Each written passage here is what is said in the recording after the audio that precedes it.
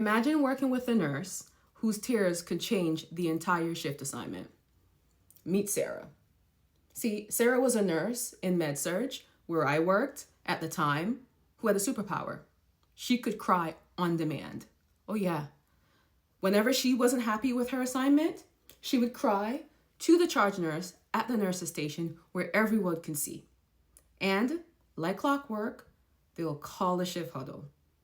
And after everyone's done getting their assignment, we'll just hand off our patients. And we all noticed that we were all handing off our easier patients. And the patients that had more difficult wounds, complex wounds, the patients who had peritoneal dialysis, the patients who were on isolation, the patients that needed pain meds more often, we would pick up.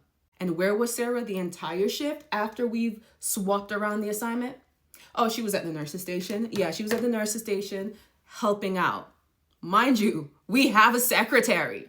New grads, I'm the nurse that's going to teach you about real life and what to expect in nursing, because nursing is just like the real world. What do you do if you work on a unit that has a Sarah who's always crying, who's always causing you and your fellow coworkers to have the harder assignments? That's going to lead to burnout for you. So, step one, you should speak to your charge nurse and your leadership. And if you find that speaking to them is causing no change, then you should send emails. It doesn't matter if they don't respond to you. It doesn't matter. That email is documenting that you did do your due diligence to formally reach out to them. In addition to that, it is their responsibility to check their emails. So even if they don't respond, you have that documented that you did your due diligence.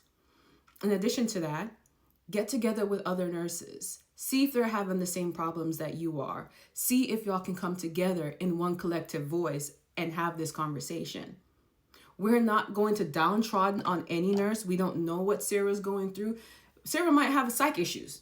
Sarah might have stuff going on in her home that we know nothing about. Granted, we must give people grace. But if this becomes a routine where every time she works, we know that we're always getting the harder assignment and the same nurses are getting the more difficult assignments and the same nurses are getting the easier assignments, something has to give, because we're supposed to be a team. It's supposed to be one fight. We should all be sharing the burden.